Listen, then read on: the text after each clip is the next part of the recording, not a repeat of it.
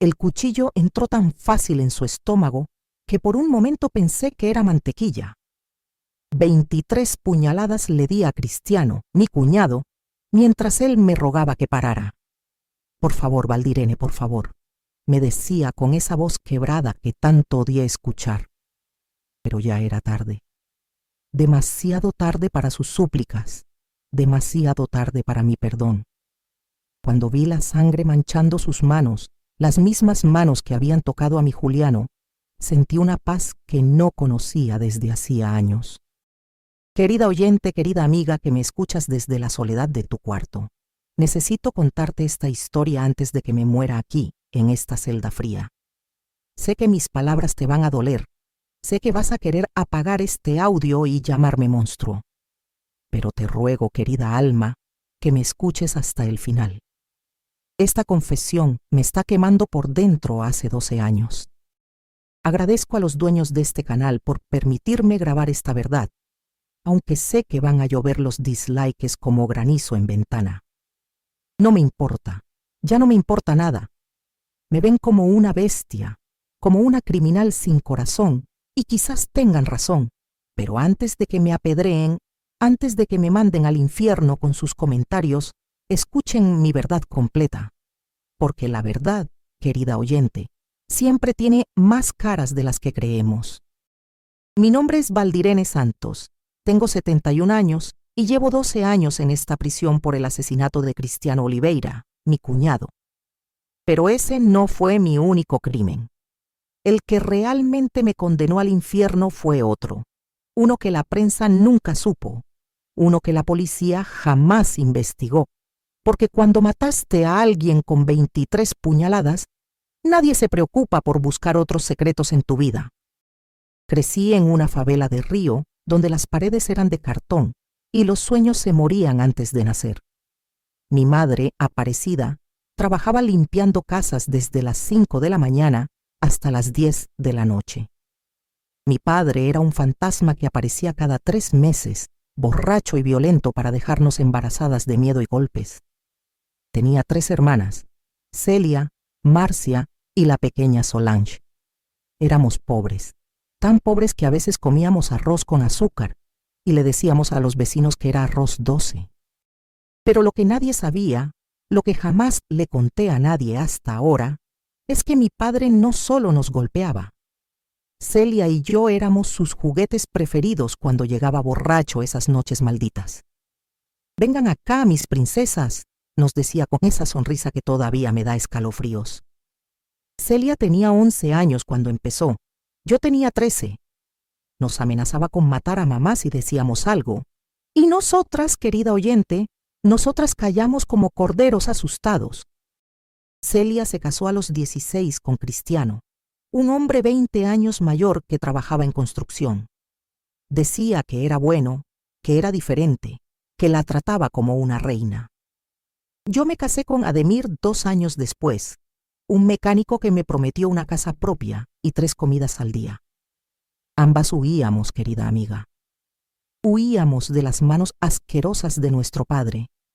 Huíamos de esa casa que olía a cerveza y lágrimas. Los años pasaron. Celia tuvo 4 hijos, 2 niñas gemelas, Tamires y Talita. Después vino Rodrigo y por último mi querido Juliano, que nació cuando ella ya tenía 35 años. Yo nunca pude tener hijos. Mi vientre era tan seco como mi corazón, pero amaba a mis sobrinos como si fueran míos, especialmente a Juliano, ese niño de risa cristalina y ojos de cielo que me llamaba tía Vale, con una dulzura que me derretía el alma. Cristiano trabajaba mucho, siempre andaba en obras por toda la ciudad. Celia se quedaba sola con los niños la mayor parte del tiempo, así que yo iba a ayudarla casi todos los días. Cocinábamos juntas, jugábamos con los pequeños, hablábamos de nuestros maridos y de nuestros sueños pequeños. Era feliz en esa casa, querida oyente. Tan feliz como puede ser una mujer que carga secretos podridos en el pecho. Pero había algo raro en esa casa, algo que no podía explicar. Juliano, que siempre había sido un niño alegre y extrovertido, empezó a cambiar cuando cumplió 8 años. Se volvió callado, asustadizo. Ya no quería jugar con sus hermanos, ya no corría por la casa gritando de alegría. Cuando Cristiano llegaba del trabajo, el niño se escondía detrás de mí o de su madre. «¿Qué te pasa, mijo?», le preguntaba Celia. Pero Juliano solo bajaba la cabeza y murmuraba que nada, que estaba cansado.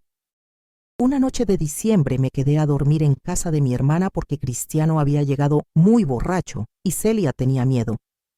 Los niños ya estaban acostados. Yo dormía en el sofá de la sala cuando escuché pasos en el pasillo. Pensé que era Celia yendo al baño, pero los pasos se dirigieron hacia el cuarto de Juliano. Mi corazón empezó a latir como tambor de guerra. Algo no estaba bien. Me levanté despacio, descalza, y caminé hacia el pasillo. La puerta del cuarto de Juliano estaba entreabierta. Lo que vi a través de esa rendija me partió el alma en 1000 pedazos. Cristiano estaba sentado en la cama de mi sobrino, acariciándole el cabello mientras le susurraba cosas al oído. Juliano estaba despierto, rígido, con los ojos cerrados con fuerza como si quisiera desaparecer. «Shh, mi príncipe, no hagas ruido que vas a despertar a mamá», le decía Cristiano con esa voz melosa que me revolvió el estómago. Y entonces vi sus manos. Esas manos asquerosas bajando por el cuerpo de mi niño. Esas mismas manos que había visto en mi padre, que había sentido en mi propia piel cuando era apenas una niña indefensa. El mundo se me cayó encima como un edificio en terremoto. Pero algo extraño pasó, querida oyente. En lugar de gritar, en lugar de entrar y partirle la cara a ese monstruo, me quedé paralizada. Como si fuera otra vez aquella niña de 13 años escondida en su cuarto mientras su padre... Me fui de esa casa sin decir nada. Caminé por las calles oscuras hasta llegar a mi hogar, donde Ademir roncaba ajeno a mi tormenta interior. Me senté en la cocina toda la noche, fumando cigarro tras cigarro, mientras mi mente era un huracán de rabia y dolor. ¿Cómo podía contarle a Celia? ¿Cómo podía destrozar su mundo con esa verdad horrible? ¿Cómo podía salvar a Juliano sin destruir a toda la familia? Pero, querida amiga que me escuchas, hay secretos que duelen tanto que terminan convirtiéndose en veneno puro. Y ese veneno, tarde o temprano, encuentra la manera de salir. Los días siguientes fueron un infierno silencioso. Cada vez que veía a Juliano, cada vez que notaba sus ojitos tristes y su forma de encogerse cuando Cristiano se acercaba, sentía que algo se rompía dentro de mí. Era como revivir mi propia pesadilla, pero esta vez tenía que salvar a mi niño. Tenía que ser la adulta que yo nunca tuve, la que no me defendió cuando era pequeña. Una tarde, mientras Celia fue al mercado, me quedé sola con Juliano.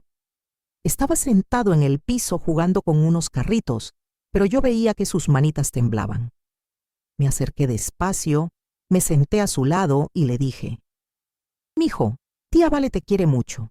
Si alguien te hace daño, puedes contármelo, ¿sí?». Juliano levantó esos ojos grandes y me dijo con una voz tan bajita que apenas la escuché: «Tía Vale, papá me hace cosas feas cuando mamá se duerme. Me dice que es nuestro secreto y que si le cuento a alguien, van a llevarse a mamá a la cárcel porque ella no me cuidó bien». Querida oyente, cuando un niño te dice esas palabras, cuando confirma tus peores miedos, algo se rompe para siempre en tu alma. Le prometí a Juliano que lo iba a proteger, que papá no lo iba a tocar nunca más. Pero cuando llegó la noche y vi a Cristiano llegar borracho otra vez, cuando vi cómo se quedó mirando a Juliano con esa sonrisa asquerosa, supe que las palabras no iban a ser suficientes. Esa madrugada confronté a Celia. Le conté todo, cada detalle horrible. Mi hermana me escuchó en silencio, con las manos temblándole como hojas en viento fuerte. Cuando terminé de hablar, Celia se quedó callada por una eternidad. Después me miró con unos ojos que jamás voy a olvidar y me dijo: «Valdirene, tú siempre fuiste celosa de mi felicidad. Cristiano es un buen padre. Juliano debe estar confundido. ¿Puedes creer eso, querida amiga? Mi propia hermana, la que había vivido el mismo infierno que yo con nuestro padre, me estaba diciendo que mi sobrino mentía. Celia, le dije agarrándola de los brazos. Este niño está siendo violado, igual que nos violaron a nosotras. ¿Cómo puedes negarlo? Pero Celia ya había tomado su decisión. Si vuelves a decir esas mentiras sobre mi marido, no quiero verte más en esta casa, me gritó. Cristiano nos mantiene, nos da una vida digna. No voy a permitir que tus celos destruyan mi matrimonio. Querida oyente, cuando la única persona que puede salvar a un niño decide cerrar los ojos, ¿qué haces? Te quedas callada como cuando eras pequeña. Dejas que el monstruo siga lastimando a esa criatura inocente. Yo ya no podía ser esa niña cobarde. Había fallado conmigo misma. Había fallado no defendiéndome cuando mi padre me tocaba, pero no iba a fallarle a Juliano. Intenté hablar con los hermanos mayores de Juliano, con Rodrigo, que ya tenía 15 años, con las gemelas que tenían 17. Pero todos me dijeron lo mismo. Tía, vale, papá es bueno con nosotros. Juliano es muy imaginativo. Nadie quería ver la verdad.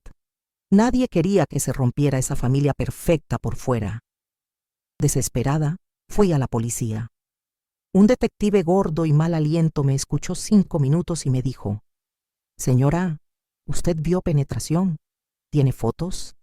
¿Tiene pruebas físicas? Cuando le dije que no, que solo tenía el testimonio del niño, se rió. Los niños dicen muchas cosas. Además, usted no es la madre. Traiga a la madre y que ella ponga la denuncia. Pero Celia jamás iba a poner esa denuncia. Estaba tan metida en su negación que cada vez que yo mencionaba el tema, me amenazaba con no dejarme ver más a los niños, y sin poder ver a Juliano, ¿cómo iba a protegerlo? Por favor, querida amiga, dale me gusta a este video y suscríbete al canal apretando ese botón negro que dice suscribirse. Este canal le da oportunidad a mujeres como yo, mujeres olvidadas en las cárceles, para contar nuestras verdades. Necesitamos tu apoyo para seguir trayendo estas historias de mujeres que lucharon como pudieron contra un mundo injusto. Los meses pasaron y Juliano empeoraba cada día. Dejó de hablar casi por completo. En la escuela me contaron que se orinaba en los pantalones, que tenía pesadillas terribles, que a veces gritaba dormido. Sus maestras me preguntaban si pasaba algo en casa, pero cuando llamaban a Celia, ella les decía que todo estaba perfecto, que el niño era solo muy sensible. Una noche, Ademir me encontró llorando en la cocina. ¿Qué te pasa, mujer? Hace meses que andas loca. Le conté todo. Mi marido me escuchó en silencio y al final me dijo: Valdirene, si ese hombre está lastimando al niño, hay que matarlo. Los violadores de niños no merecen vivir. Fueron las palabras más sabias que mi marido dijo en toda su vida. Pero yo todavía tenía esperanza de que las cosas se arreglaran de otra manera. Hasta aquella noche maldita de junio. Celia había ido a velar a una tía que murió en Niterói. Se iba a quedar 3 días fuera. Me pidió que cuidara a los niños porque Cristiano iba a trabajar de noche en una construcción. Esa noche, después de que los niños se acostaron, me quedé despierta esperando que Cristiano llegara del trabajo. Quería hablar con él cara a cara, como adultos, sin Celia de por medio. Quería decirle que yo sabía lo que le hacía a Juliano y que tenía que parar inmediatamente. Pero Cristiano llegó a las 2 de la mañana borracho perdido. Más borracho de lo que yo lo había visto jamás. Entró tambaleándose y cuando me vio sentada en la sala me dijo: «Ah, la cuñada está haciendo guardia. ¿Qué pasa, Valdirene? ¿Celosa porque tu hermana tiene un hombre de verdad?» Le dije que necesitábamos hablar sobre Juliano, que sabía lo que él le hacía, que tenía que parar o lo iba a denunciar. Cristiano se rió con esa risa diabólica que todavía me suena en los oídos. «¿De qué hablas, loca? Juliano es mi hijo. Yo hago con él lo que se me da la gana». «Lo que se me da la gana», repitió, mirándome directo a los ojos. «Igual que hice con las gemelas cuando eran pequeñitas. Igual que voy a hacer con él hasta que crezca y se vuelva feo como tú». Querida oyente, cuando escuché esas palabras, cuando supe que había violado también a Tamires y Talita, algo explotó en mi cabeza. 20 años de silencio, 20 años de tragarse el dolor, 20 años de ser la buena que no hace escándalos. Todo se rompió en un segundo. Y lo que viene a continuación te va a chocar el corazón, querida amiga. Porque la verdad siempre duele más de lo que esperamos. Cristiano se dirigió hacia el cuarto de Juliano con pasos tambaleantes, pero decididos. «Voy a darle las buenas noches a mi príncipe», me dijo con esa sonrisa podrida. «Y tú te vas a quedar callada como siempre, ¿verdad, Valdirene?» No pude moverme. Era como si estuviera otra vez en mi casa de la infancia, paralizada mientras mi padre caminaba hacia mi cuarto. Pero entonces escuché algo que me despertó de esa pesadilla. La voz de Juliano llorando bajito. «No, papá, no. Me duele mucho». Esa voz quebró algo dentro de mí que llevaba roto desde que tenía 13 años. Me levanté como un rayo y fui a la cocina. Agarré el cuchillo más grande que encontré, ese que Celia usaba para cortar la carne los domingos. Caminé hacia el cuarto de Juliano, con el corazón latiendo tan fuerte que pensé que se me iba a salir del pecho. La puerta estaba abierta. Cristiano estaba sentado en la cama, con una mano tapándole la boca a Juliano y la otra. Dios mío, querida oyente, la otra haciendo esas cosas asquerosas. Mi niño tenía los ojos cerrados con fuerza y las mejillas llenas de lágrimas. «Suéltalo», le dije con una voz que ni yo reconocí. Cristiano se volteó y cuando vio el cuchillo en mi mano, se rió. «¿Qué vas a hacer, loca? ¿Me vas a matar? ¡No tienes huevos!». Pero se equivocó. Tenía todos los huevos del mundo. Todos los huevos que me faltaron cuando era niña. Todos los huevos que Celia no tuvo para defender a su hijo. Todos los huevos que las mujeres de mi familia nunca tuvimos para enfrentar a los monstruos. Le clavé el cuchillo en el estómago con toda la fuerza que tenía. Cristiano me miró con los ojos abiertos como platos, sorprendido. «Puta loca», me dijo escupiendo sangre. «Me mataste». «Todavía no», le contesté. Y volví a clavarle el cuchillo. Y otra vez. Y otra vez. 23 puñaladas le di, querida oyente. Una por cada año que Juliano iba a recordar esa noche. Una por cada lágrima que había derramado. Una por cada vez que ese monstruo lo había tocado. Juliano se quedó paralizado en la cama, cubierto con la sangre de su padre. No gritó, no lloró. Solo me miró con esos ojos grandes y me dijo: «Gracias, tía Vale». 2 palabras que valían más que toda mi vida. Pero entonces pasó algo que yo no esperaba. Rodrigo, Tamires y Talita se despertaron con el escándalo. Corrieron al cuarto y cuando vieron el cuerpo de Cristiano tirado en el piso, empezaron a gritar como desesperados. «¡Mataste a papá! ¡Mataste a papá!», me gritaban. Tamires, mi sobrina que según Cristiano también había sido violada, me miró con un odio que me partió el alma. «Era nuestro papá, tía. Era nuestro papá y tú lo mataste». Querida oyente, ahí fue cuando entendí algo terrible. Esos niños habían normalizado el abuso. Para ellos, lo que Cristiano hacía era normal porque era su papá. No entendían que los estaba violando. Pensaban que era amor, cariño, algo especial entre padre e hijos. Los vecinos llamaron a la policía.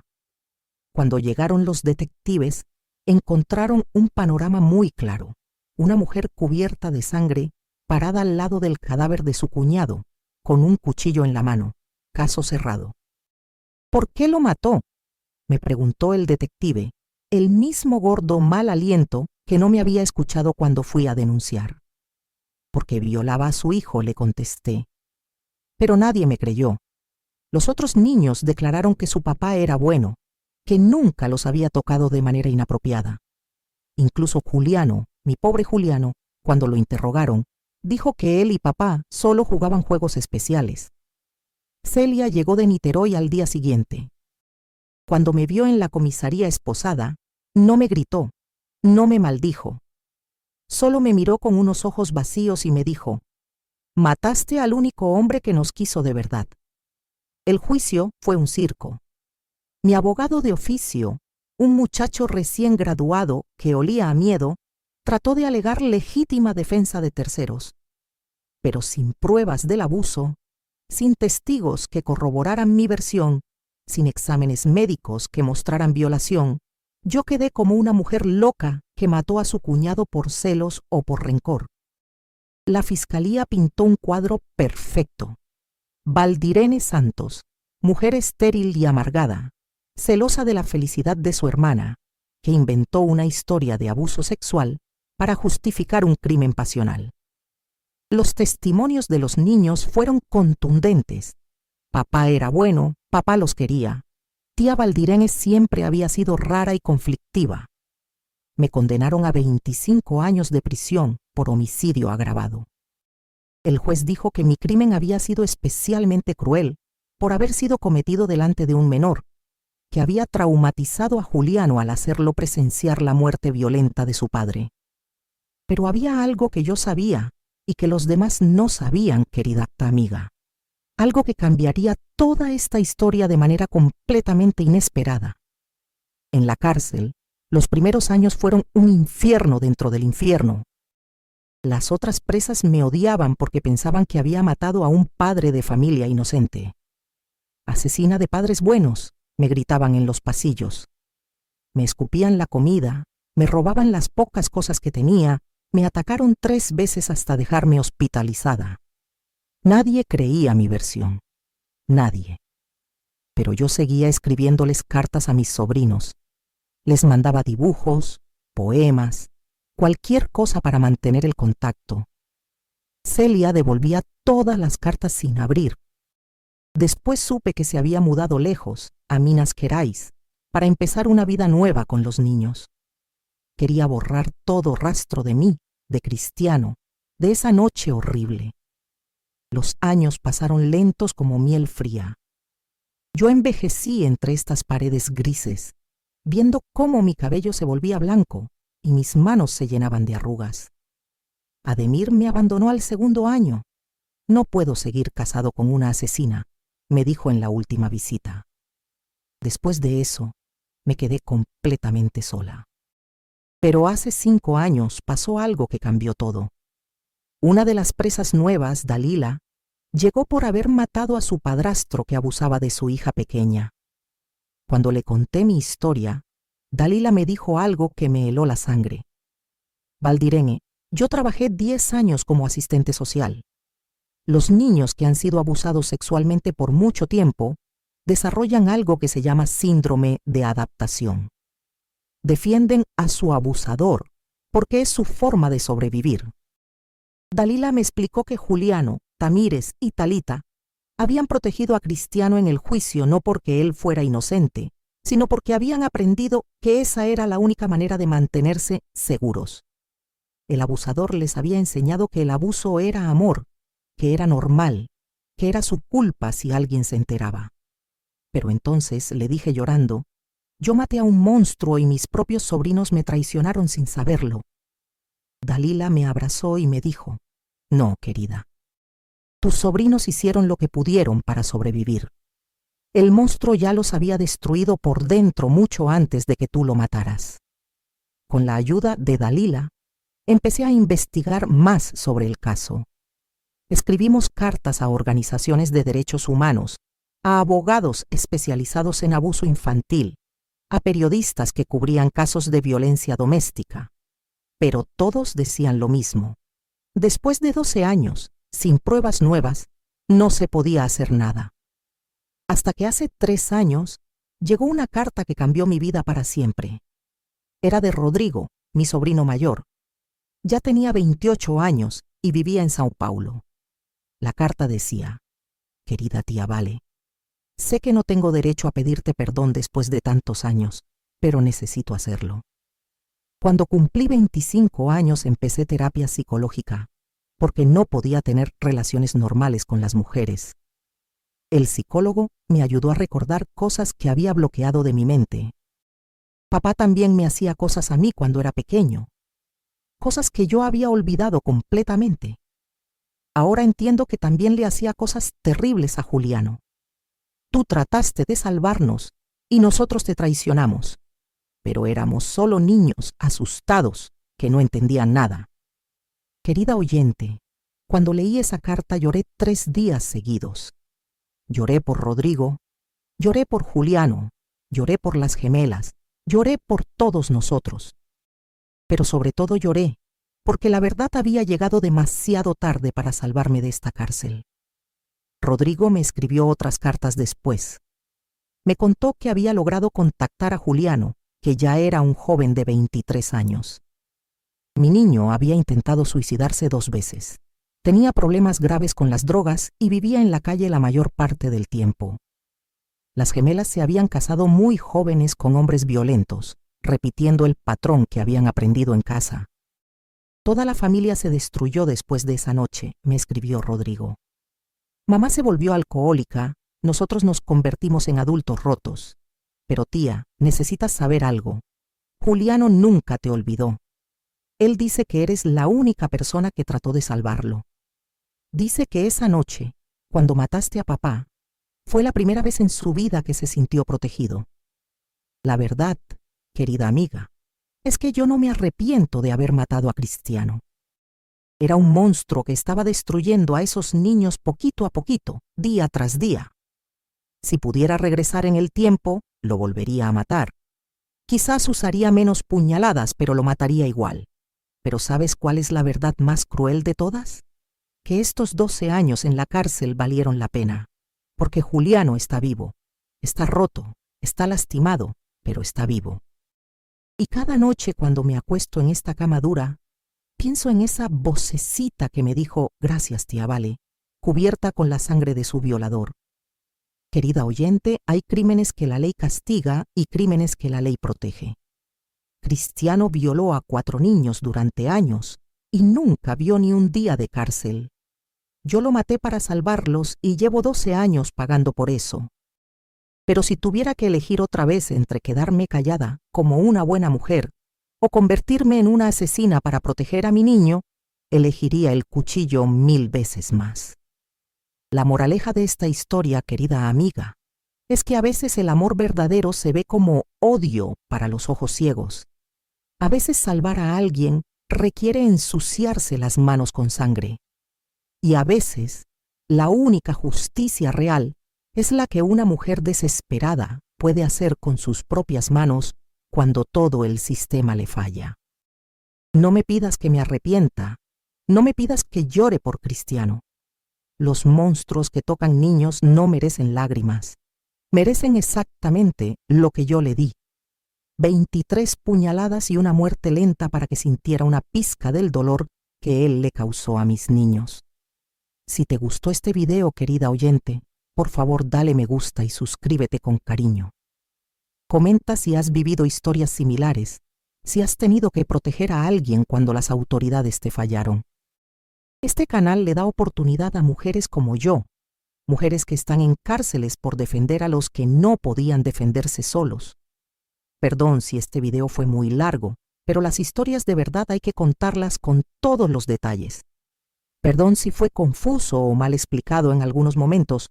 Son hechos reales, pero tengo que omitir algunas cosas por mi situación legal.